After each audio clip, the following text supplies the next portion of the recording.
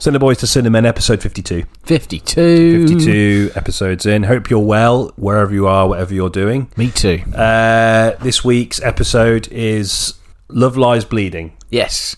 Rose Glass's second feature. That's right, yeah.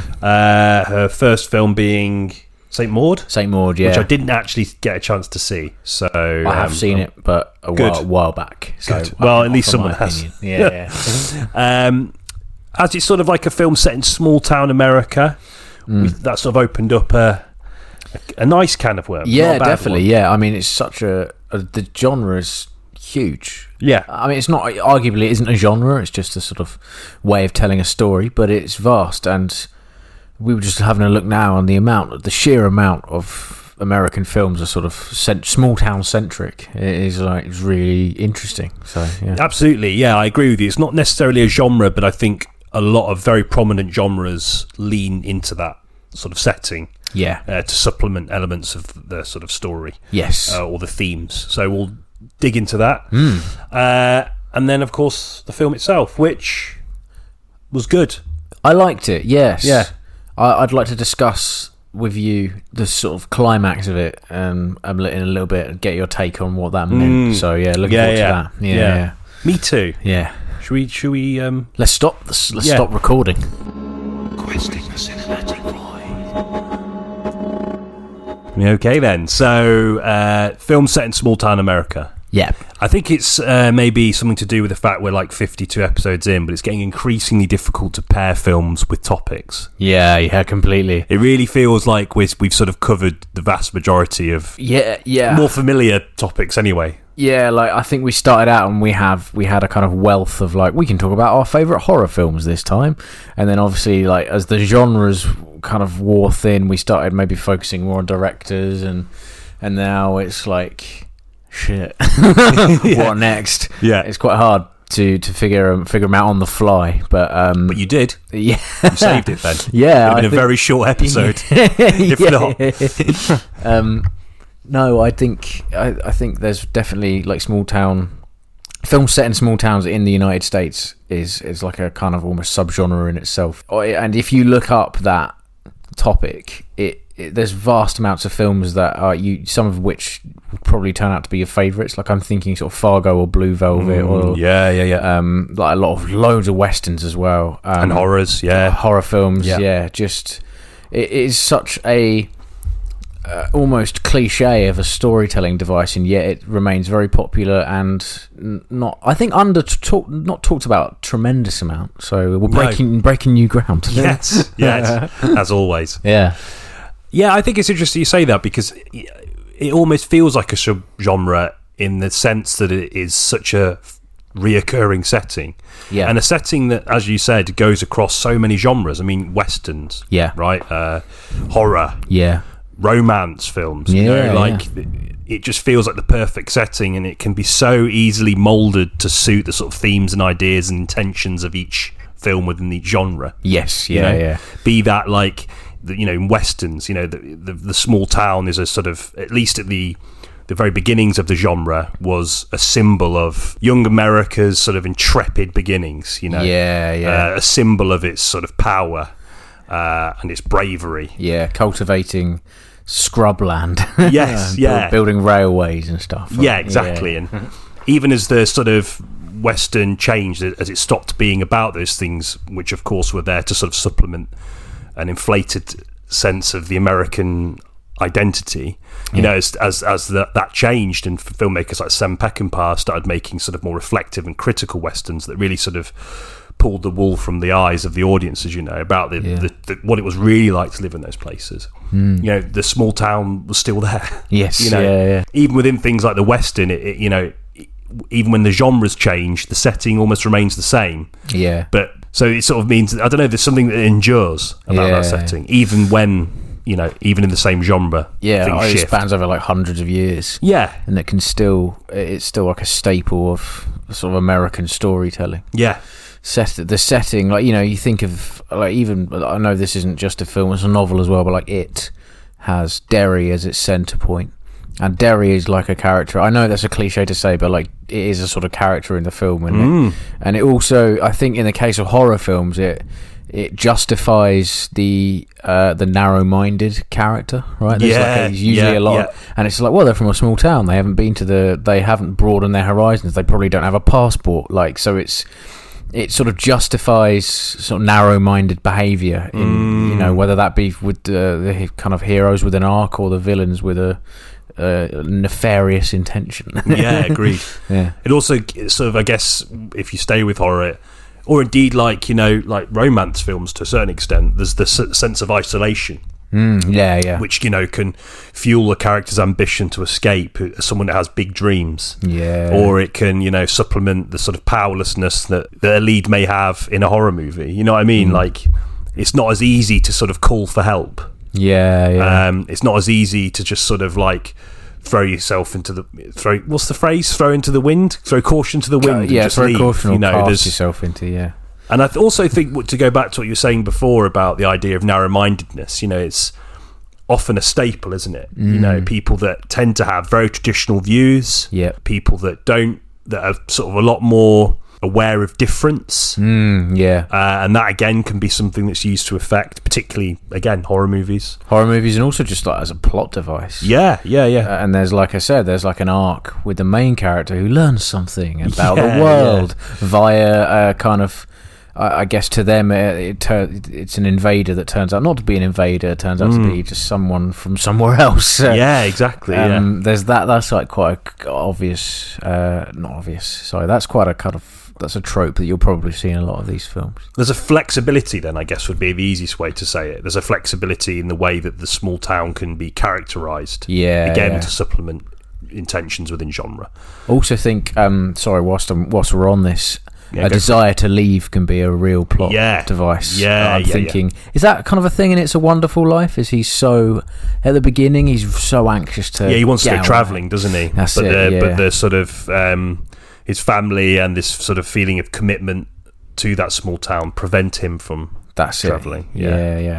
Yeah, I mean, what a wonderful film. I love that. Do you know what? That was the first film I ever watched for this podcast. We didn't end up doing it as the first one because we were going to do It's a Wonderful Life as a Christmas episode, as like an introduction. Weren't we? Yeah. And I watched it and I loved it so much, and then we ended up doing Avatar 2 instead. A worthy trade-off. Yeah. But I mean, it's just a quintessential Christmas movie. You know, it takes the spirit of Dickens. It's basically a fucking American Dickens film, isn't it? It's just he's Ebenezer Scrooge effect. And he doesn't get visited by any ghost, but there's a kind of semi-supernatural event. Yeah. It is an angel, isn't it, on the bridge? Yes, good stuff. Beautiful film, so lovely. I'm trying to think, slightly off topic, but does he get played by someone else as his younger self, or is it just the same? I think it's him playing the same. It is him playing like a sort of young ruffian. Yeah. And I guess he's not Ebenezer Scrooge in the sense that he starts off greedy. I think it's he's aspirational, and then his aspiration to leave, but he's a thoroughly decent guy, and he doesn't want to leave his family in the lurch. He doesn't want to sacrifice the sort of legacy that his family has built as someone that has sort of combated evil capitalists and given people a chance to forge their own future, and there's a commitment there that he has to this small town, to this community, and it's that prevents him from leaving, and he stays, and he obviously falls in love and all that sort of stuff, but it's he eventually becomes overcome with cynicism, doesn't he, in the face of this sort of evil capitalist. I forget his name, but I'm always sort of struck by that film, how politically aware the movie is, and it wasn't something I really picked up on until like the second or third watch. It's very much about this idea of redistributive wealth and helping people, and that having a much, not only on the sort of complexion of the inhabitants, but the economy of the town as well. Yes, that's right. I'm trying to think who the main sort of antagonist is. The ruthless businessman, but he's the guy that's got like a plot of land outside the town, and he's got like a caravan he's the one that's sort of Potter. That's it. Yeah, because in the nightmarish alternate reality, it's Pottersville, isn't it? That's it. Yeah. And they kind of play on that in Back to the Future too. like the Biff Tannen's town. Oh yeah, Tannen, yeah. Hill Valley, that's a sort of small town-esque. Yeah. Back to the Future franchise. That's sort of centered around one town, and there's a western at the end of it. So there you go. There we go. No, a great film, really great, and it is about that sort of community. At the end of the film, it never ceases just to bowl me over emotionally, because it's just such a wonderful study of how togetherness is. Not to sound sort of schmaltzy, but it is. Oh, it is. It's a real. When done right, strikes you, doesn't it? Really, kind of stabs you in the heart and twists it. It's like so, because you're really with him by the end, and he's like down on his luck in that bar, isn't he? To then, he surrenders to it, doesn't he? Like, he sees this guy Potter winning. This guy's a cruel businessman, ruthless, and he has succeeded because of that ruthlessness. Yeah. And it's because of that Stuart's character ultimately attempts suicide. He does, which is often overlooked as a plot device. It's very dark film, and that and so to have a character go through such a tumultuous time and come back at the end of it via the kindness of wealth. Towns. It's a wealth in itself, isn't it? Wealth and community. Yeah, exactly. Yeah. And I love the prevailing sentiment that if you're a decent human being, it will come round, and you'll be blessed as a result of that, and it's lovely. I love that film. Yeah, Capra is so good at that. That kind of very political, but ultimately grounded in very authentic human sentiment, and it's easy to do when you've got James Stewart. Yeah, and the small town setting as well. Yeah, exactly. If it was in a city, you'd be like, what? A bunch of Londoners wouldn't do that, would they? Sorry, what are you doing in my flat? Yeah. It's only sort of 10 square feet. But get a bit cramped in here. I'd like you to leave. Yeah, no, definitely a good example of a sort of small town setting really benefiting the plot and sort of nourishing it. Yeah. He realises that he doesn't have to escape, which again is almost in contradiction with a lot of other sort of small town movies about the desire to escape. I was thinking that, including it. The first part of that novel is all these kids want to get out, right? And there's this thing in Stand By Me where it's like no one can leave Castle Rock.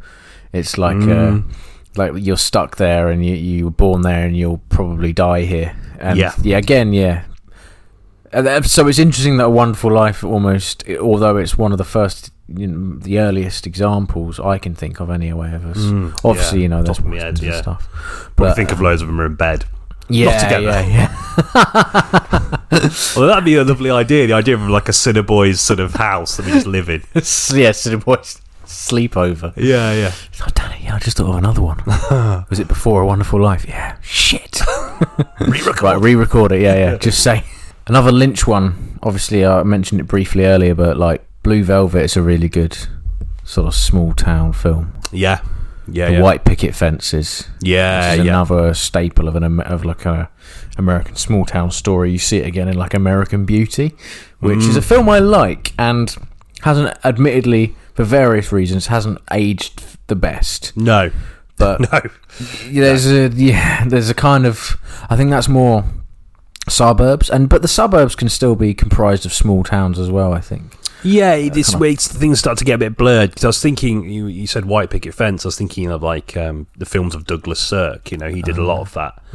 About obviously the suburb was the triumph of 50s America, wasn't it? The patriarchal nuclear family, God, family, love, money. Barbecues, all that sort of stuff. But there's like an awkward. It's almost sort of stilted and weird. And the moment someone sort of steps outside of these sort of almost predetermined lines of behaviour, the imperfections just become immediately apparent. I think Douglas Sirk is, one of the greats and brilliant for this sort of area of discussion. I think some of his films are sort of more suburban than small town, but there are a couple. I'm thinking All That Heaven Allows might be small town. I can't remember off the top of my head, but that is a brilliant film.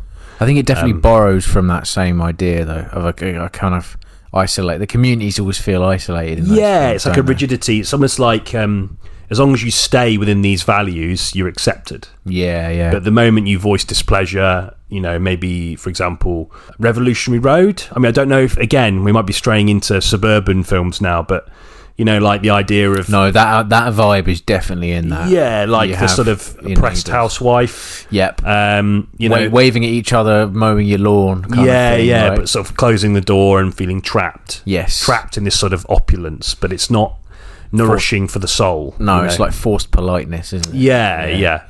So Cirque's great at that. Hugely prolific in the 50s and 60s. I'm thinking it's reminded me of. Sorry to kind of butt in go again. for it. This isn't a Cirque film, but Pleasantville is. I mean that channels brilliantly to that, because Pleasantville, I think, would be a very overt homage to the works of like Douglas Sirk. I think. Right. Yeah. I love that. Such a outlandish idea. It is home so well. I mean, that kind of weirdly borrows from sort of the Crucible at points. I'm thinking the court case. Right, yeah. And that's the Crucible, arguably, is another small town. See, this is what's going to happen now. With worry, just unraveling, just like a snowball. You're going to keep name-dropping films. Yeah. Crucible started out as a play, I'm aware. But yeah, no, I do love those kinds of films. Little Children is another one. Have you seen that? Who's it by? I think it's Todd Field.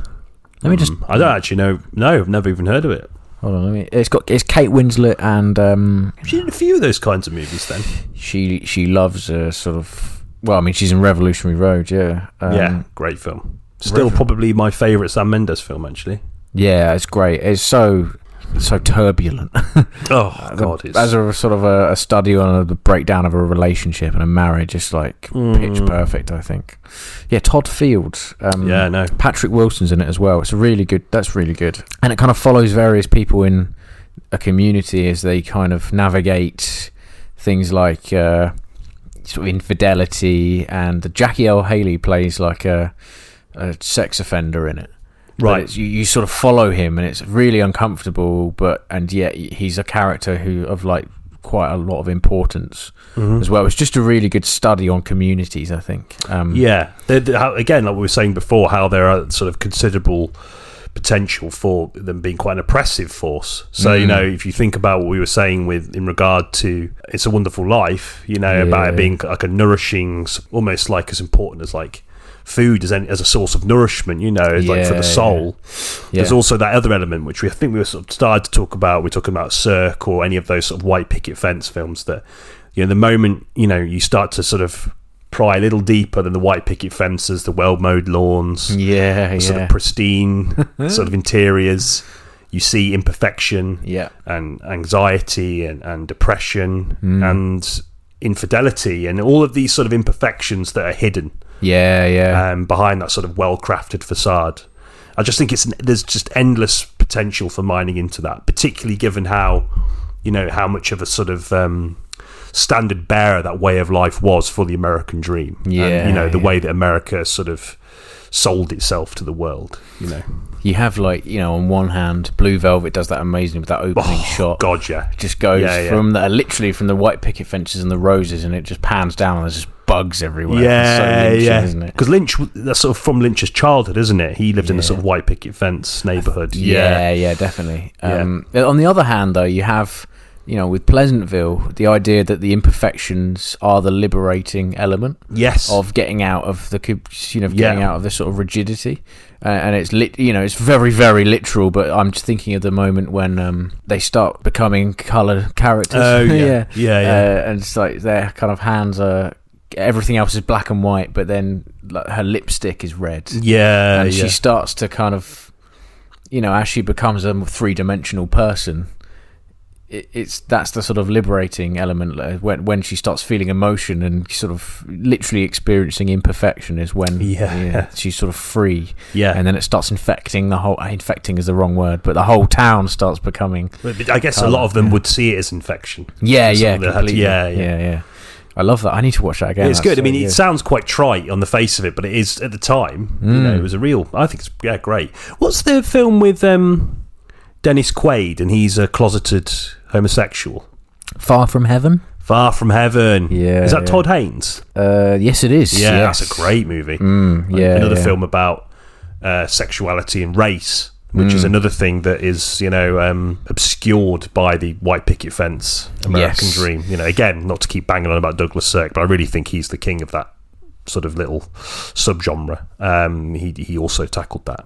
Oh, really? Yeah. I mean, I think it's fairly limited, given it was the 50s, but quite radical, I guess. Yeah, credit where it's due to a degree. Do you know what I mean? Yeah, absolutely. Continuing from what we were saying about the idea of rigidity and the need to escape that rigidity, I was thinking about Martin Scorsese's Alice Doesn't Live Here Anymore. Have you seen that? Oh, yeah, no, I have seen that, yeah. Man, I only watched it for the first time. It must have only been a couple of months ago, and I honestly would put it in my maybe top 3 Scorsese films. I was just so struck by it. It was so wonderful and so kind of different from his filmography in a way that it felt less... I don't mean to sound like a negative thing about Scorsese at all, because I actually think this is what makes him great, but Alice Doesn't Live Here Anymore doesn't necessarily feel like you're watching a movie like his other films do. Yeah. Do you know, because obviously he's a student of the craft, he's a student of cinema, so you're very much aware that he is sort of... this is a movie. You're watching like a you're watching a story unfold. And it's probably going to span decades. Kind of thing. Exactly. And that, again, no criticism towards him.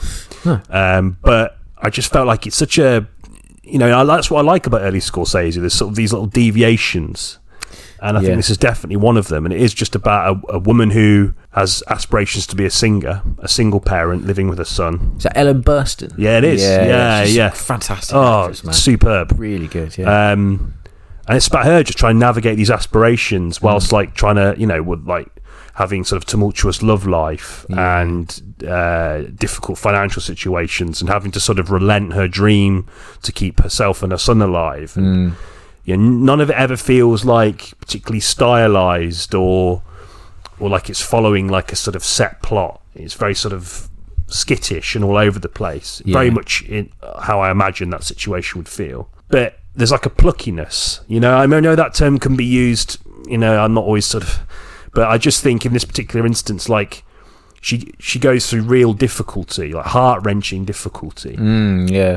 That again speaks to this broader idea about like what role that sort of period of America expects women to fulfill. Oh yeah, okay. But she sort of challenges it, even though it's sort of well entrenched, and she potentially stands to suffer more for doing so. And I don't know, like I was really struck by that movie. Like it was the first in film in quite a while that really sort of hit me and really stayed with me. And and not that I didn't expect much going into it, but I just loved that sort of early phase of Scorsese's career. Like After Hours is another kind of deviation, very different, and we don't need to talk about it because we already have. I think. And also it's not a small town set in New York, right? It is, yeah. But which again is another string to Scorsese's bow. He does New York, brilliantly. But I love that era of Scorsese. I think so. Yeah, he's deviating and he's experimenting and he's making films. Well, in the case of Alice Doesn't Live Here Anymore, it's sort of about creativity and liberation through creativity, which is really nice. I must watch that again. I do love a kind of off-piste Scorsese, like Bringing Out the Dead is another example, another New York film. But it's sort of it's got the pepperings of Taxi Driver in there, but it's really something else. I think. It's definitely. A lot. It's more about. It's less about kind of someone losing his mind. It's just about stress, which is an odd topic for Scorsese to cover. But in the context of small town America, you could argue The Killers of the Flower Moon is sort of small town America. But he doesn't explore it a lot. He likes his metropolitan films or kind of I'm thinking like Hugo even is sort of that Paris, I think. I don't know, I think it might be Paris. Unspecified European city, maybe. Not Detroit. Got it completely wrong. No, I don't know what it is. Coming of age is quite often a big thing in small town films, and again that'll always carry that plot device of we need to leave this place. When can we go? When can we see the world? Like we're stuck here, we're getting stifled by whether that be by like parents and like the kind of rigid parental controls. They're influenced by a more rigid sort of outlook on life that tends to sort of coexist alongside small town American settings. Exactly, and also you'll get that can quite often be a trope of the horror films that are sort of in a small town. That will be this there's quite often, if it's about younger people, like teenagers, they'll be...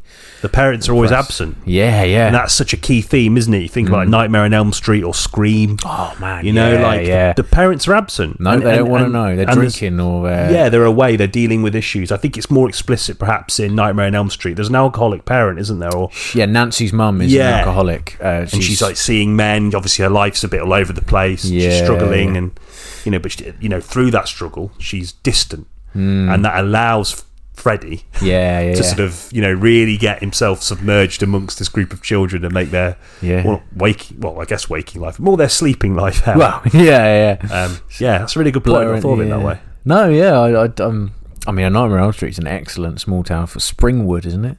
Yeah. So all 6, well, there's like 7 or 8 now, but like all of them are set in the same. And the hidden secret as well, the hidden horror with the fact that the family's burnt him alive. Yeah, that's like the whole town knows about it. Yeah, anyone over parents. 30 knows about it. But then there's this sort of new breed of kids growing up who don't, and like just such a great opportunity to create tension. And I imagine if you leave Springwood, probably leave Freddy behind as well. Yeah. So there's a desire to get out. I think that is an explicit plot device in the later films, some of which aren't very good. No. But nonetheless, there's a mythology being created around a fictional town, which is, one of the best examples of a small town horror film. I completely agree with you, yeah. Absolutely. And Scream as well, another Craven film, so he's back with his... small town America. He must have grown up in a small town. I don't actually know where he grew up. No, there's quite often a common Matlock. theme. He grew up in Matlock, in England. Immigrated when he was 35. I'm just thinking of like there's the kind of common tropes. One of which is an inept police force. It's quite often the case with small town American films. Like Halloween. Yeah, Halloween. Yeah. I think Scream has that. Yeah. Although that David Arquette is so kind of lovably inept. Yeah. He's so useless, isn't he? But is a key character nonetheless. Like 3 Billboards starts out and you think the police force are inept, and it turns out to be a bit more complicated. Yeah. Nonetheless, there's always a sheriff. And the sheriff seemingly has jurisdiction over this whole town with no outside intervention, which is baffling to me. I don't know if that's how it works in America. Sort of in England, it's a lot more kind of the police are the police. Like, it's not like you're confined to an area, really. You get like Avon constabularies, but I don't think it really works the same way. No, I think the state lines play more of a role, don't they, in America? Yes, yeah. Again, probably due to the vastness of it. Completely, yeah. But there's always that like cop character who sort of in it in some fashion. Like, even like I know this is a TV show, but Stranger Things has that. It plays with those tropes. But yeah, just the idea of a semi-inept or imperfect, maybe, is the right word to describe the police force in small town America. There's always one, isn't there? It gives a bit more sort of, I guess, credibility to that ineptitude if it is small town, because typically, police, I guess, wouldn't expect to sort of have to deal with the things like a city police officer would have to deal with. Just by the very nature of the fact there are more people, and then more imperfection, etc. Not to say that doesn't happen in American towns, but it gives that sort of element of credibility to the storyline that they're crap, or they always turn up late. It's a good excuse for people to get away with things as well. Cops will never find out. You're just sort of dumping a body in a river. You're like, well, it doesn't work that way. Like, there's forensics. But it's great. It almost, because I think we said this a few times, particularly in the context of horror. It's important that the early doors find some way to do away with the logic. Yeah. Because if there was logic, the vast majority of horror films would just never exist. Yeah, exactly. But in creating your own logic, you have to find something, and I guess the small town sort of setting facilitates that. Brilliant. Yeah, completely. It just sort of, you're closed off from any sort of external outside forces. You're stuck with the characters and the characters alone. Like, you can't just request help from the FBI. And if the FBI do turn up, they're usually kind of like wearing sunglasses and just acting as a invader, not as anyone who can help. Quite often. Just another feature for sure of the small town American film. Bad police officers. And you think about as well, if they are like subject to sort of an investigation from the higher powers of the United States, they're all treated with suspicion almost immediately. Yeah. Because I think in these sort of small town settings, there's almost like a preference to be left to their own devices to handle it internally. Yeah. I'm thinking like E.T. Oh yeah, the way they shoot the sort of secret agent, masterful. I mean, so simple now, but the sort of the shot of the waist with the keys. Yeah, well done. And I even think about something like the Iron Giant. Oh man, oh yeah, that's very small town America. Like when they turn up, the sort of villagers or the town are treating these sort of figureheads with suspicion. Completely. What a movie that is. Yeah, that's come out once in the past. It has. Yeah, it's a real childhood favourite that's just matured with me. Not that I've matured a great deal. I'd say my humour's sort of plateaued from the age of about 9. But as I've grown up, it's a film that I will revisit and just find new things to fall in love with it about. I just think it's superb. Yeah, fantastic. Perfect anti-war movie. I don't know, Brad Bird's finest hour. Definitely, yeah, and or 2 hours, depending on how long the film is. Nicely animated. Beautifully, I'm biased. No, I think it's a VHS to be passed around the classrooms. Yeah, I used to have it at VHS. I used to have it, and I got like a special edition, and it came with like probably like a sort of I'm trying to think of the exact measurement. I would have measured it as a child. The Iron Man figure, I mean, the Iron Giant figure. It was like a plastic figure. Oh, really? It kind of absolutely came with obsessed with it. Yeah. That's fantastic. Such a sort of really formative memory. Well, yeah. I mean, why the idea that this sort of lumbering, kind of mechanical man is a compassionate individual is like really central to that film, isn't it? And it ties in well with the sort of Hogarth, the lead character. I was going to ask if his name was Hogarth. It is, isn't it? Yeah. He is left to sort of his own devices with his imagination, I guess. Again, we're talking about the idea of the backdrop of, again, the mother in this case isn't someone that's troubled, but per se, but she's a single mother, so that's hard work. Yeah. That means he's on his own a lot, and he has to sort of surrender to his imagination, which at that time was probably tinged with more anxiety given the sort of height of the Cold War and all that kind of stuff, which I just think the film handles super well. And also it must have been, his imagination must have ended up slightly oppressed by the small town setting. Yeah, because it's the same. Certainly directed by the setting. The same streets everywhere. I remember there being a lot of sort of wilderness in that film. Yeah, it's like a sort of forest. It's like a coastal town, isn't it? Yeah, I think. Yeah. And he hides him in this kind of like crater. And then he moves him to a trash heap. What's that called? Oh, like a tip. Yeah. What's the American equivalent of a tip? Scrapyard. Scrapyard. Yeah. Good stuff. Wouldn't have worked if it was set in a city or in the middle of nowhere, like a cabin or something. That would have been no.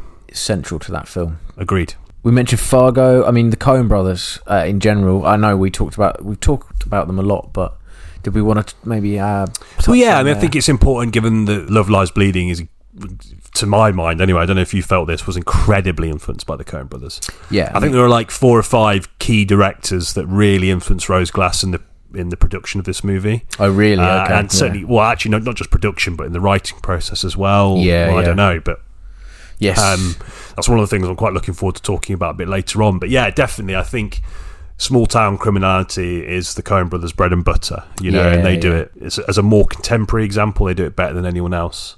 Oh yeah. In sort of finding humour in that, humour in the sort of small town imperfections, humour in the sort of small town characters, and also subverting those expectations as well. Because I think we've talked about these rigid character archetypes that tend to inhabit these small town settings, and that creates, certainly from the outside perspective, as people that live in England, who I've actually never been to America myself, but it's like that informs your view on or your expectations.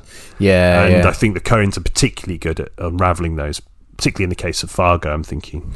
Oh man, yeah, Fargo is just a brilliant example. I remember there's a scene in Fargo, and actually this extends to a lot of small town films, is there's sometimes a disruption of the setting where a character will, and it actually happens in Love Lies Bleeding briefly as well, where a character will leave and will go elsewhere. I think Margie goes to the nearest big city at one point. That's when she has that meal with the bloke. Yeah, she has that fantastic, awkward, really quite nasty interaction with that guy who just reveals he's really lonely. But for me, I always feel slightly uncomfortable when they leave.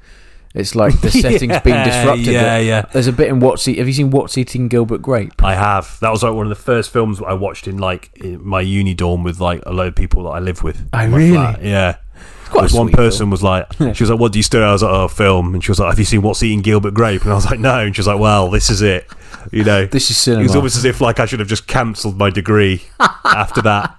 Just watched it. I remember thinking it was all right. Yeah, it's a sweet little Lasse Hallström film. It's sort of, it started Leonardo DiCaprio's career. It is a good example of a small town film. There's the water tower in it, which is a staple of a lot of American small towns. They got a water Super 8 tower. just came straight to mind. Super 8, yeah. Yeah, with that scene. There's a explicit scene with a water tower in Super 8. Yeah, I'm fairly sure it falls down. Yeah, that quite often happens. Final Destination has one as well. Okay. It's like a water tower in that collapses at the end. Yeah, there's a bit in What's Eating Gilbert Grape where Johnny Depp's character visits a supermarket.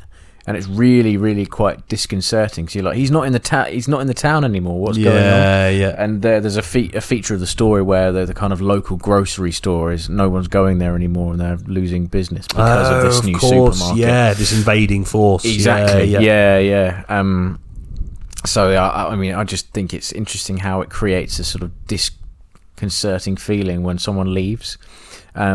And there's an example of that in Love Lies Bleeding. I remember being like really baffled by the sudden change in setting. Yeah. I think it worked quite well in that context. Yeah, it did. It was a good moment to sort of feed into what happened afterwards. Yeah, I agree. Yeah. We've talked about it. We've danced around. Yes, we have. Yeah. Should we just dive straight in? Let's go into Rose Glass's film Love Lies Bleeding. Again, I want to apologise to the viewers, listeners. Still not worked out how people access that. That I haven't seen her previous work. St. Maud, yeah, which is set in England. Yes, it's the actress who's in the Rings of Power, isn't it? Yeah, she's a Welsh actress, I think. Yeah. I feel like she might be like born in Sweden and then moved to Wales at a young age, had like Welsh parentage or something. I can't quite remember. Oh, okay, yeah. So sort of Morfydd Clark. Yes, that's exactly right. Yeah. Swedish-born Welsh actress. Oh, there you go. You see, did my research.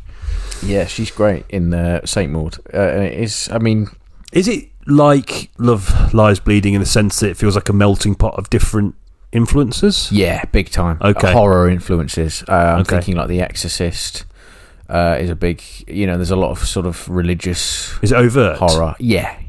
It's like a homage. It's not, there's not like any winks to the camera or anything like that, but it's very clearly inspired heavily by, I'm thinking, any sort of religiously themed horror film. Right, okay. It kind of borrows from that, but it's a really good. It has its place in that genre. Yeah, I wouldn't say it conjures up anything new from that. But that's not necessarily a problem. It's just like an enjoyable genre film. I think that's the same for Love Lies Bleeding, actually. Completely, yeah. I think Rose Glass, by and large, she's good at borrowing sort of quite liberally from different sources and remoulding it to suit her vision. Yeah, 100. Yeah, I agree. There's an unnamed in the case of St. Maud is sort of an unnamed English seaside town. I think it was filmed north somewhere. Scarborough. Yes, filmed in Scarborough. Oh, is it? Yeah. Near there. Wow. Yeah, no, you probably recognise some of the settings because there's a big kind of stretch of seafront, and there's a lot of scenes take place on that seafront, including the end scene, which I won't give away, but is quite something. It's interesting. Just before we delve more into the film, I think you wanted to mention before about the idea that there's not many sort of small town English films. I wonder if like the equivalent we have is the seaside town.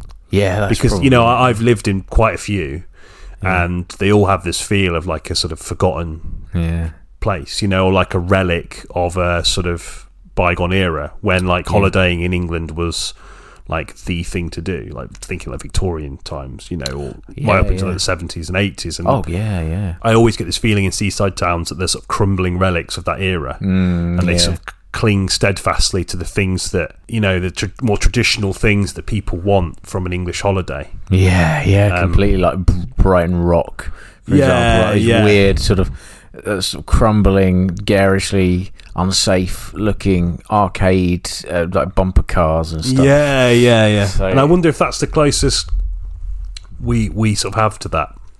I think I mean a fair few British films are set in the seaside town, St Maud included, and they do have that feel of a bygone era being inhabited by people that now, you know, can hop on a plane and go to Malta and holiday there instead, where it's hotter, the food's nicer, and it's just like that they have been left behind. And I mean, there's St Maud doesn't really touch on those themes too much. It's not really about being left behind. It's more about it is about isolation and loneliness. So there's quite a big theme in it. That centers around that. So maybe that does have a part to play in it. About the sort of sense of isolation you'd probably feel in these places. I'm thinking like, I don't know, Western Supermare has a sort of elements of that in it.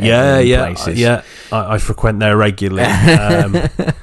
I think that's a really famous example because that was one of the most popular holiday destinations in England. Wasn't Scarborough? Western, it was. Scarborough, definitely, but I'd say Western was probably more. I reckon more people would know Western.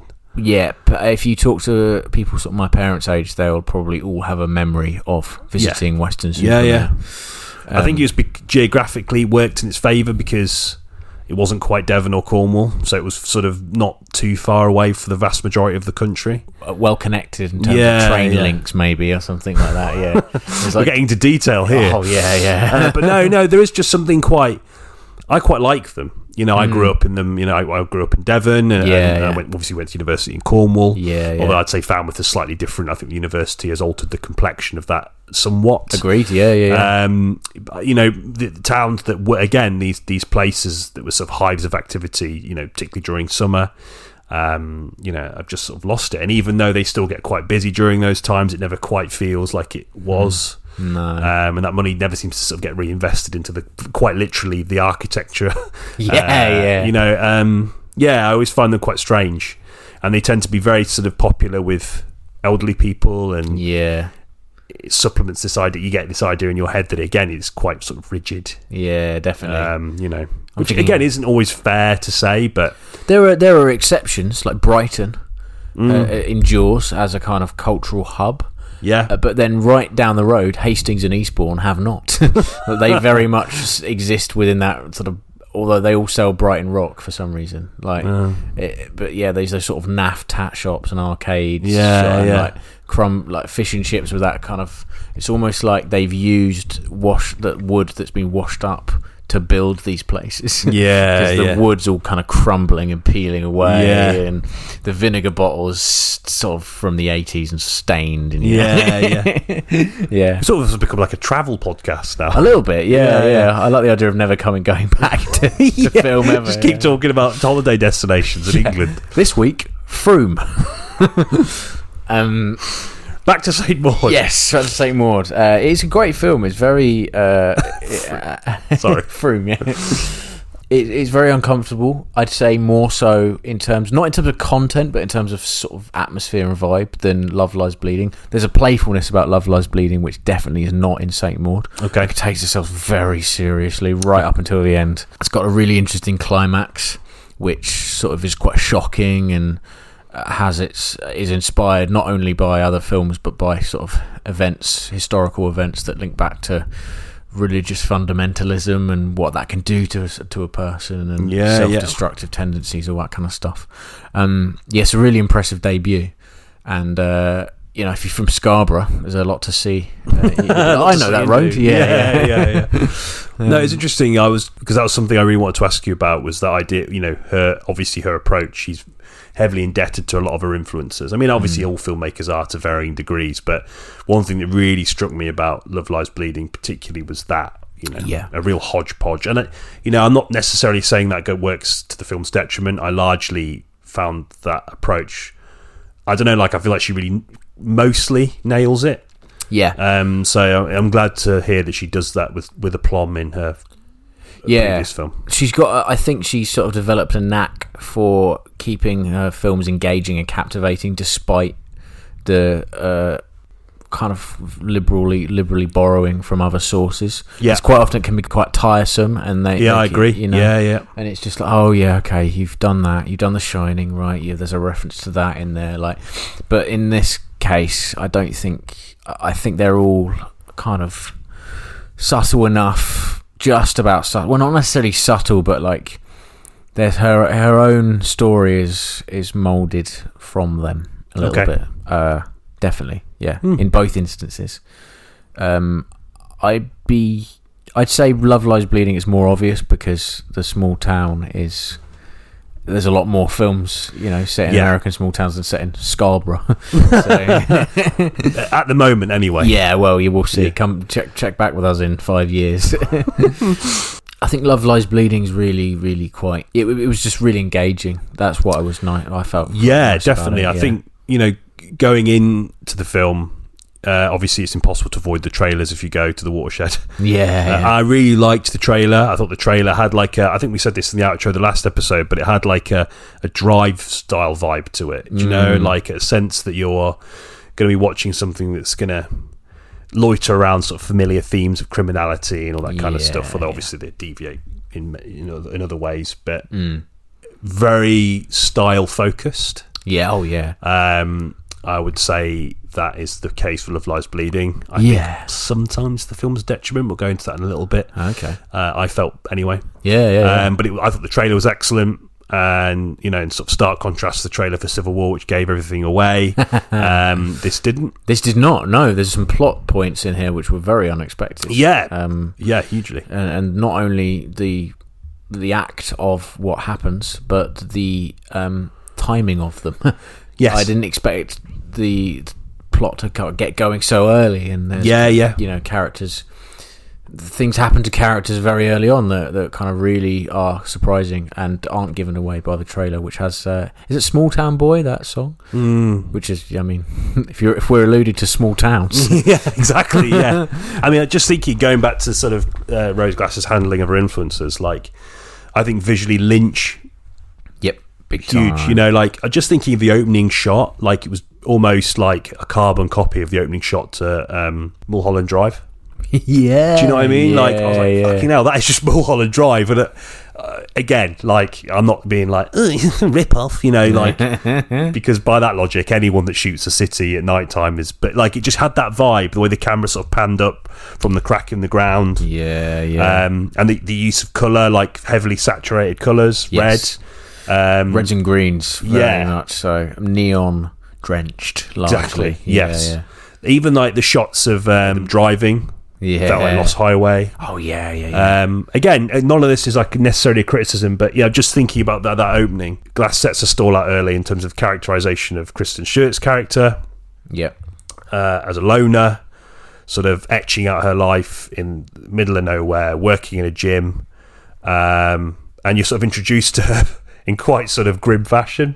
Oh yeah, just cleaning out the shitty toilet. Oh god, yeah, I mean, if you want to establish a character in kind of stuck in a meaningless existence, that's a good way to do it, isn't it? It is very overt again. Yeah, almost in a way that sort of felt like a throwback to like 80s comedies, but not quite as visceral. But again, like it was straight in there.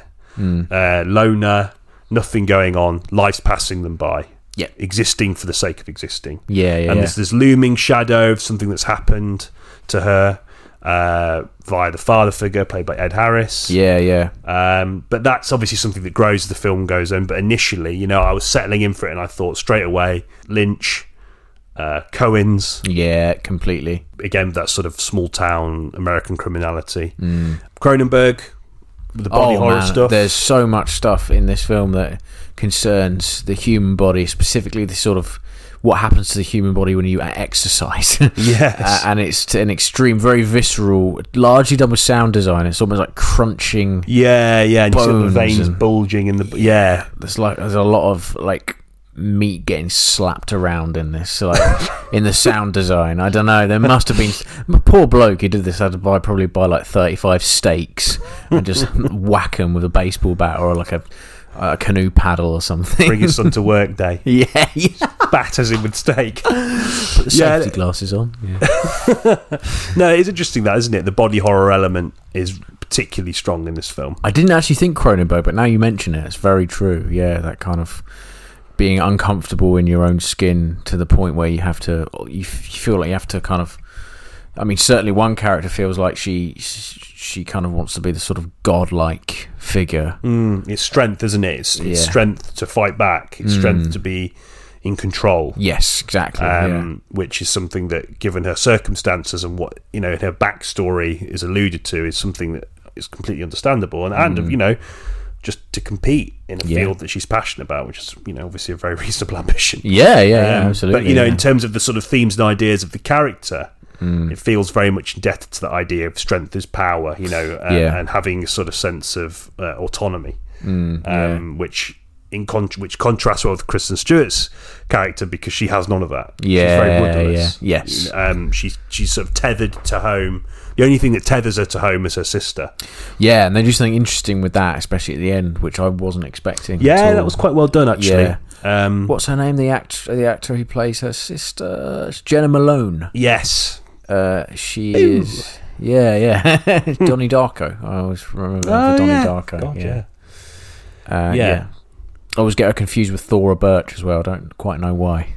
Same era, but anyway. No, with same era actors, it's easy to do, isn't it? Yeah. But I mean, that's the only thing that keeps her in the town, is that relationship with her sister. And her sister is married to Dave Franco's character, who's a scumbag. He is. I want to briefly touch on something what I really enjoyed about his character. Something really simple that they do, which sort of almost what's the right word? It kind of flips his kind of character's archetype on its head a little bit. It's a bit where he's trying to use some chopsticks. Oh yeah, and it's like the idea that the reason why he's so pent up and aggressive isn't because he is strong; it's because he's sort of inept, and weak, and that is what fuels his reaction to his wife trying to help him out with this, and just they keep saying, like, "Do you need a fork?" He's just trying to eat this chicken with these chopsticks, and it's a weakness of his character, isn't it? Obviously, aside from the main thing that he beats his wife. Awful, he was taking his inadequacies out on his spouse. Yeah, the only place that he feels strong. So Katie O'Brien's character, it pairs well with that thematically, because she has taken the power back. She's physically. It's sort of, she can handle herself. Yeah. Whereas, and Dave Franco, I mean, it's bizarre that they introduce both characters with them having sex with each other. That is weird, isn't it? Yeah. Because, and obviously Franco thinks of himself as this sort of, and again, like, he's having sex with her, and when he finishes, it's quite tragic and pathetic. Yeah. And it's like, in his mind, he's this sort of, he's very kind of like aware of his imperfections and his failings, but there's almost like a refusal to acknowledge those. Oh yeah. And even in his job, he's like a lesser little minion that is bossed around. Yeah, by Kirsten. Is it Kirsten or Kristen? It's Kristen, I think. Kristen Stewart's dad. Again, Ed Harris. Very well played by Ed Harris. I thought. A career best haircut for him. Yeah. He's really menacing in it. There's a shot of him bathed in red light, which I found almost a zombie. He looks like a kind of Walking Dead zombie. Yeah, it made me feel quite very uneasy. But anyway, so Dave Franco, his boss is Kristen Stewart's father in this, and he is the way he struts around that job, sort of showing the new girl the ropes. Sort of listless confidence. I think it's a really interesting thing to sort of offset against the sort of, I guess, the femininity of the film. They're sort of besieged by this kind of masculinity, arguably the worst kind of masculinity, which is this sort of masculinity that's always got a point to prove, but very little of anything to back that point up with. And it looks for opportunities to be in charge, to sort of express this physicality, and the only way that he can do that is at home with his wife, who's a dedicated wife who sticks with him despite the fact he is horrible to her. Yeah. Which again speaks more about the relationship, abusive relationships, and I think that is something I'm sort of straying into territory on. No. But it's quite common. Yeah, unfortunately, that people don't. They become almost used to it. Yeah. They don't acknowledge it as an issue. It's just a fact of their. It becomes like a cycle. Home life, yeah. And I'm sure that is a huge issue with that kind of thing. Is the unwillingness to admit to anyone, who could has the potential to help them, that there's something wrong with their kind of home life and their relationship, and it is done very well in this film. I think so. I mean, given that the film is quite sort of, again, we say this quite a lot, but it's very liberal in its sort of thematic narrative influences. It's very sort of visually, Glass is having a lot of fun with that. Yeah, but I think one of the central strands that is treated with considerable sensitivity is this, and I think she really does a fantastic job with that in servicing the film's wider ideas. It ties in well with that sort of thematic exuberance in a way, because it becomes about revenge, which is again a sort of central theme of small town American films. Thinking about the Coens, which again I think narratively are a huge influence on this film. The most Coen thing that happens in this, and we're venturing into spoilers now, FYI, but there's a moment in which Kristen Stewart's character is in the middle of disposing of a body, and you'd think, and obviously the trope is she gets interrupted, which is a very common thing to happen.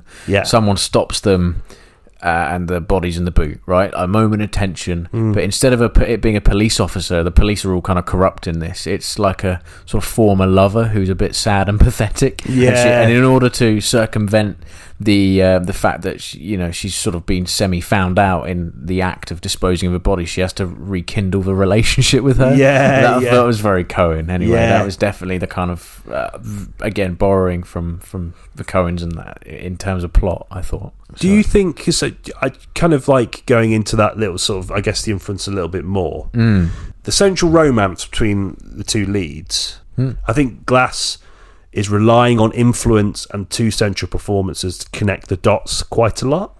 Okay. Because I think a lot of the romantic moments of the film are brilliantly acted. I think the acting across the board is fantastic in the film. Yeah, it's good. A lot of the sort of scenes of their relationship, it feels like more of like a sort of hazy montage of like sort of lustful.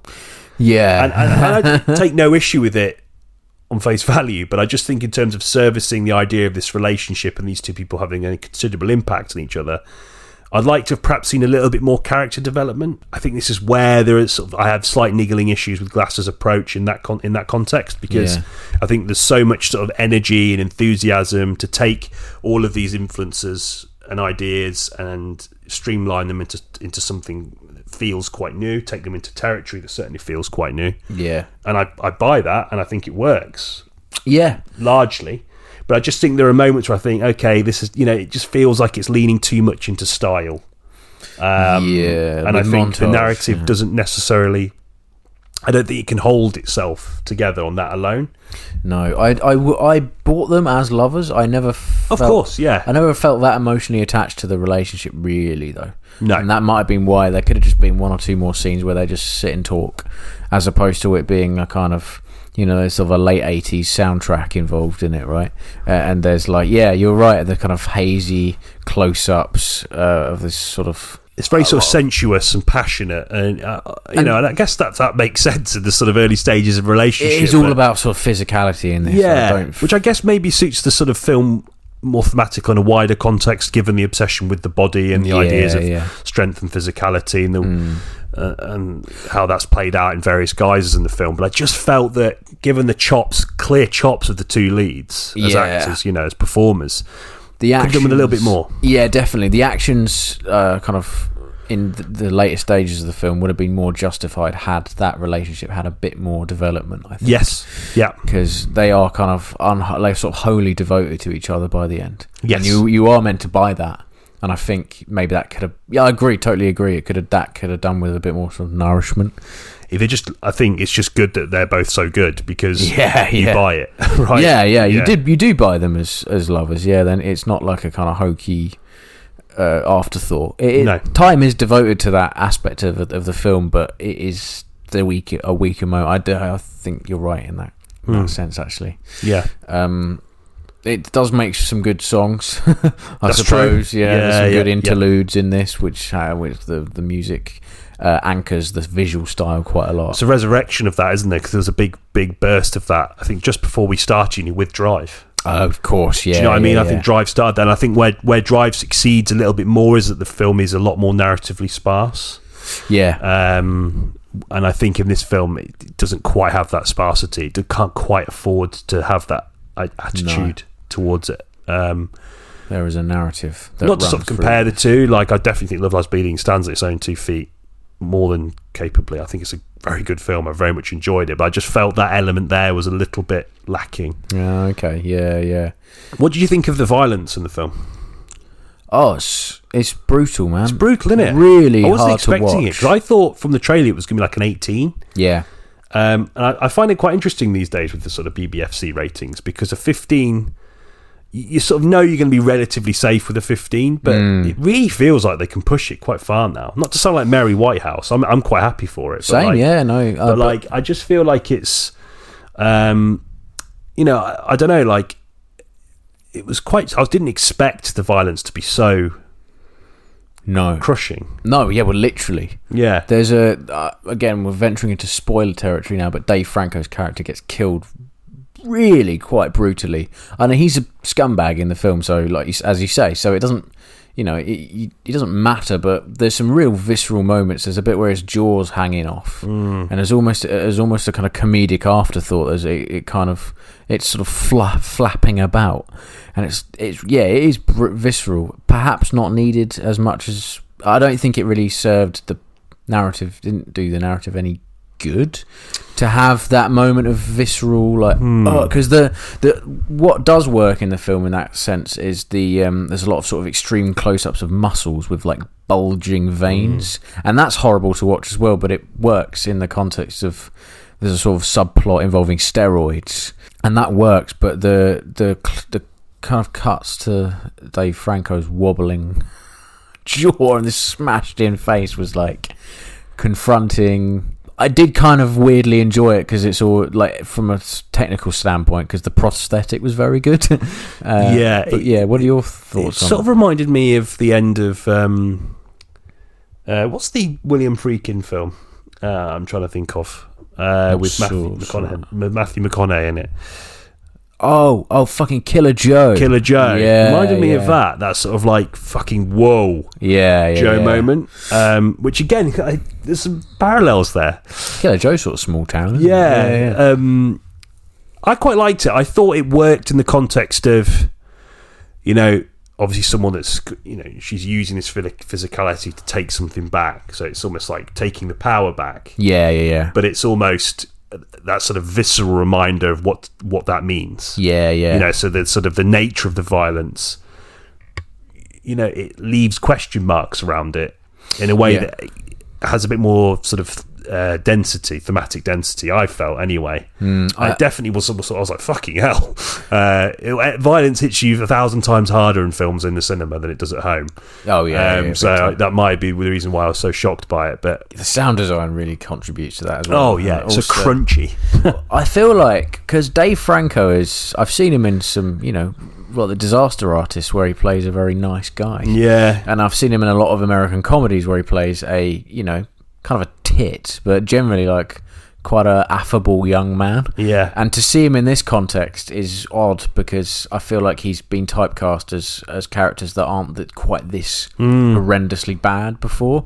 So then to see his face get smashed in, maybe in that sense, was just a bit too confronting for me. Yeah, I know what you mean. Yeah, that's an interesting way to put it. I love it though. I love a left turn. Yeah. Really, really. And I think he was actually quite good in it, to be fair. Oh yeah, he does play the character really well. Yeah. The aforementioned chopstick scene, which is really, just kind of a weirdly hilarious. No, that's funny. That's quite a pivotal scene in that context. Actually, I'd not considered that. Violent. It is very violent and doesn't hold back. No. Really, the sound design again really is like quite severe, and I would say if you're squeamish, it isn't really it won't do you any good. Not just the bashing head scene, but like the other bits as well, like where the muscles kind of inflating. I wonder about the muscles inflating, because I went to see the film with a couple of friends, and no, don't always go alone. I did. Yeah. And Sophie was telling me about there's this sort of very popular drug that's being used for like weight loss or something, or muscle gain. I can't quite remember, but yeah. And she was saying about how there's not as much pressure on sort of men who take it as there is opposed to women. Really? And it made me wonder about the sort of world of this a bit more. And think, and again, I don't really know a lot about bodybuilding for obvious reasons. The sort of keen ear listener might have detected that I'm not particularly muscular. You know, thinking about that from my sort of limited perspective, seldom see like a woman that's that jacked. Yeah, it's quite rare. You know, and Very I rare. wonder, like, again, we talk about the wider themes of the film, the femininity, about power, about taking power back, and all this kind of stuff. Maybe there's something to be said for that as well. It's like, you know, the way in which we view a woman's body that is like that. Yeah. You know, maybe there's a comment about that. People would perhaps be more repulsed by that than they would be more as accepting of a man who looks like that. Do you know what I mean? Yeah. So I think, you know, the use of those close-ups was quite interesting. And when I thought about the ending, spoilers, oh man, you know, the ending where she grows, almost like the Hulk. That's what I thought of. Yeah. And pins him down. I mean, I was like, what the fuck is going on? I did not see that coming. Yeah, completely agree. Yeah, I'm in two minds about that ending. But like, when you think about it in that context, about how like it's almost like seen as if like a freak, you're almost like a sort of circus act, particularly in that era, the way that the characters treat her. Yeah, you know, they either fetishize her as a sexual object, or they're appalled by her, i.e. her parents, who cast her out. She makes vague allusions to it. Yeah, she's from a town in which like wanting to be a bodybuilder is seen as just like a freak, but observed, like you say, being sort of like a freak of nature. Yeah. And I wonder if that's like a sort of comment more broadly. Again, you know, if anyone who's listening has got their ear to the ground in this sort of area, please feel free to get on our Instagram. Send the boys to send them in. It's a 2, not TO. Please educate us, because I feel like I'm in territory I have very little knowledge about, but just that idea of the way in which women are viewed in that context and men are viewed in that context, I can imagine, is very different. Yeah. So when I think about the use of those close-ups of the body, it didn't necessarily fill me with sort of revulsion or anything. I thought maybe it's a comment on that. I don't know. It's definitely it's the way her body is growing. It's sort of a metaphor for her self-confidence, I think. And at the end, like it turns into magical realism. And she's finally she really fully believes in her own strength, whereas before she was sort of leading up to that. I think she always does believe in her own strength, but there's a culmination at the end there, I think. You don't see female bodybuilders on film much at all, and it is a kind of unusual thing to see, whereas I can name like a lot of films about bodybuilders. Well, think about the action movies in the 80s. They were driven by the hard body. Yeah, exactly. But the hard body was exclusively male. Yeah. Oh, yeah. I mean, I can't think of like a hard-bodied action film from the Reagan era that was led by a woman that was jacked. No, yeah. Do you know what I mean? Yeah, I mean, so in the context of that, the only thing I can think of is Terminator 2. Okay. But that was 1991, and James Cameron is famous for implanting sort of the male character's traits onto females, and it can be seen with Aliens as well. Yeah, so it's a fair shout, actually. And before then, but even still, like, not sort of jacked to the level of Arnie. No way, no, not like. I mean, she still kick your fucking head in, but like, she's, you know what I mean? She's not. It's a lean, muscular frame, and which is still very kind of overtly feminine in T2.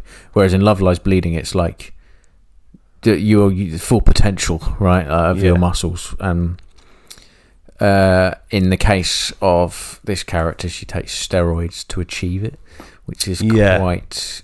Which again, my friend Sophie was saying about that men it's more accepted. I don't know. You know, it's something that again. If you know, please. Yeah, I have no idea about that kind of thing. But I guess it would tie more in with the sort of broader themes of the film that we've sort of discussed before. Yeah. So maybe in the context, I'm not as bothered by that ending. I was just thrown off by it. Same, yeah. It is a really It felt very A24. Yeah, do you know what I mean? I feel like I'm not moaning about A24 because they do great work, great stuff, but it feels like hallucinatory stuff is sort of becoming an essential part of their slight movies. Cop out, I felt. Do you know what I mean? What do you think? Do you think it's a cop out? In terms of including it in the ending, I don't know if it's to placate the sort of top brass A24, but I do feel like it's something that, you know, it's a way to quickly translate like a sort of the end of a sort of thematic road.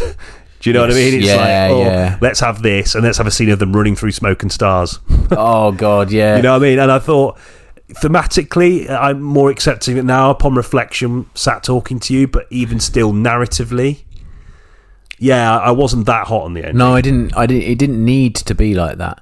I mean, they established some kind of thing with the stars, like you said, with the opening shot. Yeah. And there's like a couple of shooting stars in it. Yeah. But then to have that happen with a film that's mainly grounded in a reasonable amount of reality, to then throw you into this like magical realism running through the stars scene was really quite odd. I mean, would a counter argument be that it's the impact of the steroids she's taking?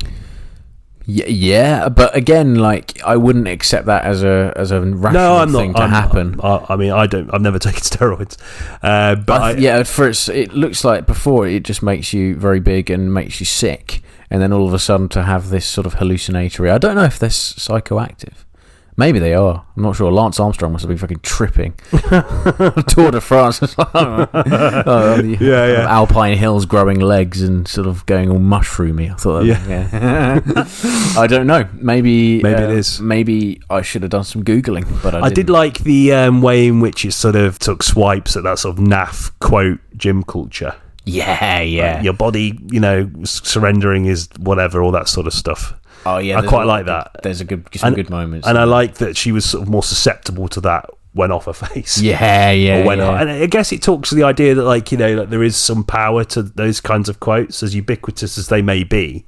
To a lot of people, they probably hold meaning if you're sort of chasing something like that. I don't know, but I quite like the sort of side swipe of it. I thought it was quite. Yeah. There's a moment when she's she's sort of working out on clearly.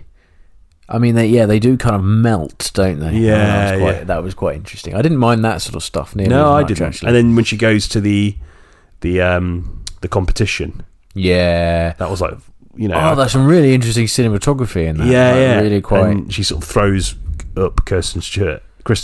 Yeah. Oh, that was cool. I actually thought they handled the kind of psychedelic visuals really nicely, because that can be bit of a tiresome. I'm thinking of what's Ethan Cohen's film that we watched before, Drive Away Dolls. Yeah. I'm thinking they're kind of on the flip side. The psychedelic scenes were a bit tiresome. This kind of weirdly reinvents it. I thought it was in a bit more of a nightmarish way, and I liked it. Yeah. I just think that A24, they're getting into that a bit too much. Yeah, I don't know. I don't know if it's something they say that you've got to include. Probably not. But yeah, we'll let you do what you want. But yeah. I think maybe it is actually the opposite reason, is that they do let filmmakers play fast and loose with a lot of things and experiment with stuff. And I fully, you know, even if I'm being sort of vaguely critical of it, I'm fully supportive of it. I don't want that to change at all. Like, if I have to endure another couple of scenes in that way, then so be it. Yeah, exactly. Yeah. No, that's everything. I do think the ending could have done with a bit of work. I like the very ending. It was almost like a precursor to Showgirls, I thought. That's a pretty big influence, I'd say. I'm sure she mentioned that, she Rose Glass in an interview. Really? Okay. Yeah, it makes a lot of sense. Yeah. A sort of manic energy, and sort of like embodying the values of the sort of setting and themes that you want to push forward. You know, really embodying them narratively. Being starry-eyed about Las Vegas. Yeah. And the fact that it almost ends where Showgirls begins, on the road to in Nevada. I know it's New Mexico, but they're on the border. yeah, I know. But then there's a very Coen-esque ending as well, with her dragging the body across the desert. Oh yeah, because she's still alive. Yeah. Oh God, yeah, I forgot about that. I think you can survive a wound like that. Yes, it's not gone into your brain, so that does make sense. I did. Yeah, numerous times. Yeah.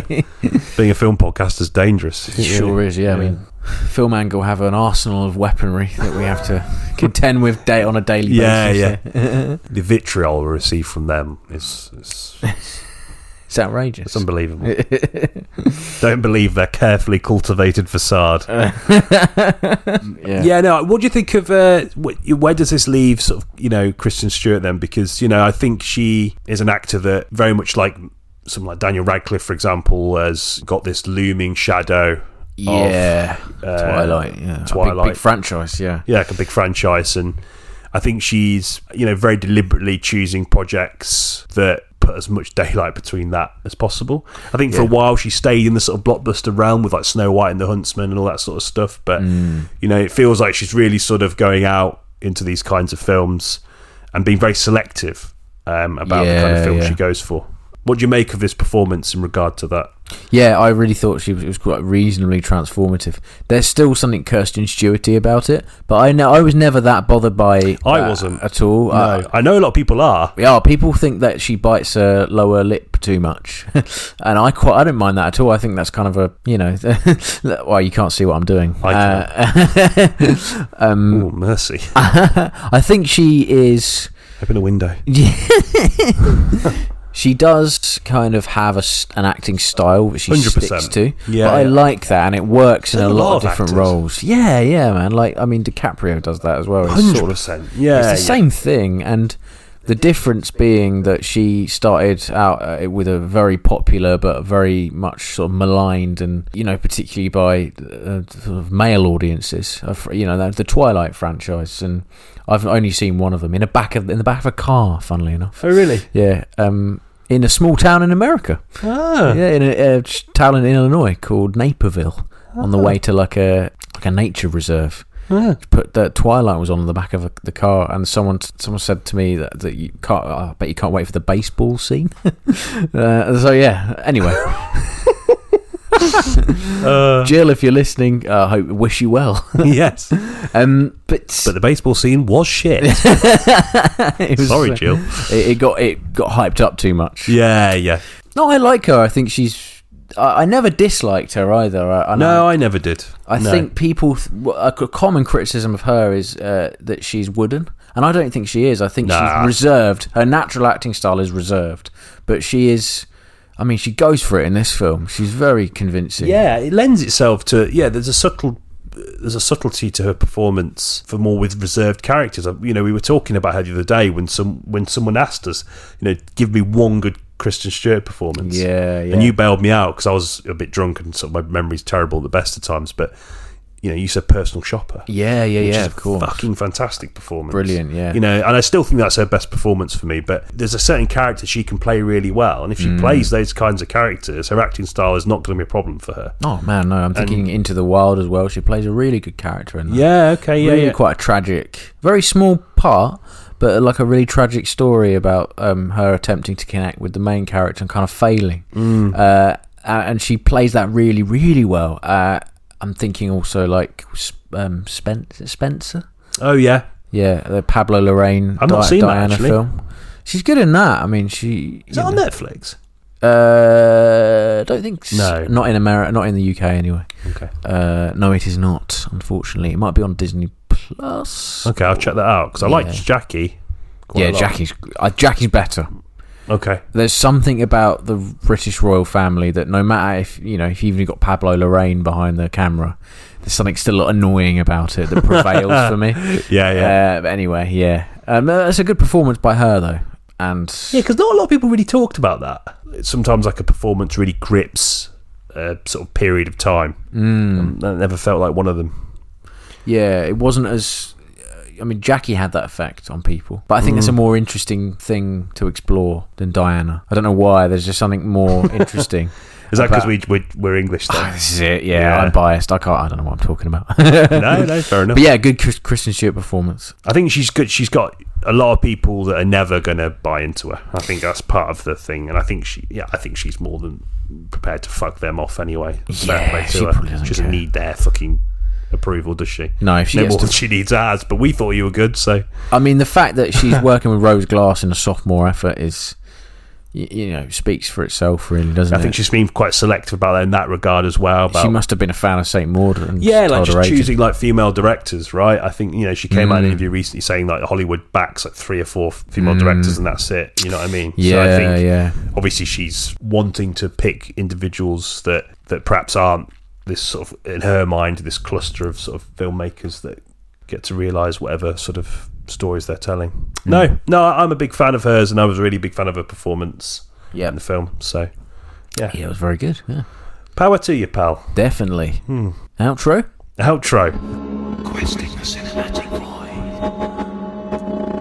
void. There we have it then. Oh baby, yeah, I enjoyed that a lot. Yeah, good topic. I do say so myself. Take the credit, because I was really flapping actually that over the last couple of days trying to think of a topic to attach to it. But yeah, no, really good movie, worth checking out. Yeah, needs some love. I think doing all right, but Civil War's eclipsing it. Another A24 film. Yes, interesting release strategy that. Yeah, I don't know whether. I hope they didn't sort of dump it in the same, just thought, they can compete with each other. I feel like Civil War is breaking away from the A24 crowd. Yeah, whereas agreed, Love Lies Bleeding is probably made for the A24 crowd. I do remember distinctly when watching it thinking I wouldn't have been surprised if this went straight to streaming. Not that is a reflection on the film's quality, but I just remember thinking this is the kind of thing that, had it been released a couple of years earlier, would have just been bollocked onto Netflix, no questions asked. Do you know what I mean? I sort of get what you mean, yeah. It is, I mean, I think it deserves better. Oh yeah, definitely glad it came out in the cinema for sure. Yeah, and do watch it at the cinema because it's rewarding in there's a lot of interesting sound choices and it's a visual spectacle and that kind of thing. So, yeah, I went with 2 people that seldom go to the cinema. It was quite weird going with them actually. Yeah. I sort of felt they were doing it just to sort of placate me because they didn't want to be. Like, but no, that's not true. But they really enjoyed it, and I always think that it's quite nice to sort of listen to the sort of opinions of people that don't necessarily go to cinema that often. So I think in a way maybe it isn't just an A24 film. So yeah, with that in mind, go and see it because it's really good. Yeah, I think so. Yeah. Next week then, we are deviating from independent cinema. Oh dear. Away from A24. Oh dear. Apes of the Kingdom Planets aping really long titles these films have. Really long, and I think I've said this to you before, but I feel like we're in like a very ape-centric period in blockbuster cinema. Like Kong. Oh yeah, of course. Apes. Godzilla v. There's a lot of that. Strange, isn't it? Yeah. I didn't think about that actually, but you're right. The posters for these films always make me laugh because they have to put a lot of text into one poster. Yeah. And the logo, the kind of graphic design for the Planet of the Apes franchise is quite unruly. Yeah. Look at the War for the Planet of the Apes, the previous film, the 2017 one. Look at that poster. That is tiny text, bright red. It's really funny. It doesn't quite work. Anyway. I've only seen the first of the new trilogy, so another Franco performance. Yes, James Franco in this instance. It's Matt Reeves, right? Or did he take over after? Matt Reeves did the second and third, which apparently are quite well. Yeah. Have you seen them? I've seen the first of Matt Reeves' ones. I haven't seen War. Okay. I've seen Rise, which is really quite good actually. Yeah, so what I'm going to do then is I'm going to buy... This isn't going to be a St. Maud, I have to buy these. I'm going to buy all 3 of them on Blu-ray, plus the Charlton Heston original, which I have seen, but it was a long time ago. Weirdly, I've seen Tim Burton's remake. Oh, yeah, I've seen Tim Burton's one. Yeah. With Mark Wahlberg, right? Yeah, I really hated that film. Yeah, it was really nasty. Shit. Yeah. It was like... do you know, like the Troy McClure thing? Yeah. It just reminded me of that. The Troy McClure thing's way better. Oh, so good, yeah. Chimpanzee to chimpanzee. Yeah, great. Love that scene. Yeah. I don't really know what to think about it. I don't really remember being that moved by the first of the new films, but I heard under Matt Reeves' steady direction, he took that franchise somewhere a little bit more meaningful. Early buzz around the film reviews, because it came out, I think, today, I want to say, or tomorrow. Yeah, it's quite recent. Is that it's sort of a continuation of that. A few IndieWire were quite positive. Oh, really? Okay. Directed by Wes Ball, who did a film which I expected to hate and didn't mind, The Maze Runner. Okay. Sequel. So I remember thinking, like, as a young adult adaptation, it's actually sort of works and it's got like quite good performances in it. Okay. Pleasantly surprised, watched it on a plane and was expecting to hate it and didn't. So yeah, well, there you go. There we go. Yeah. Interesting-ish director. Yeah. I guess Reeves is busy with Batman. Oh yeah, 100%. Yeah. He would have taken 20 million for the next Batman film, no questions asked.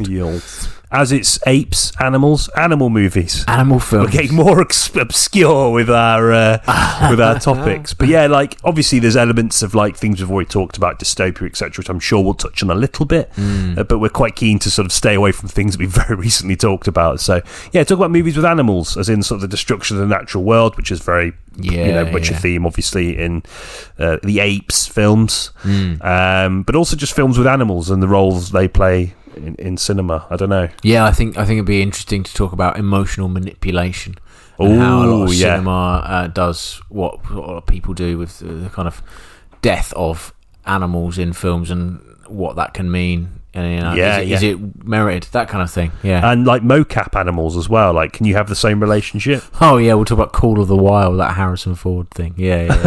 I want to talk about that. Yeah, nice. Cool. In the meantime, thank you very much for sticking with us, as always. Yeah, thank you. And we'll see you in the next one. See you in the next one. Bye. Bye.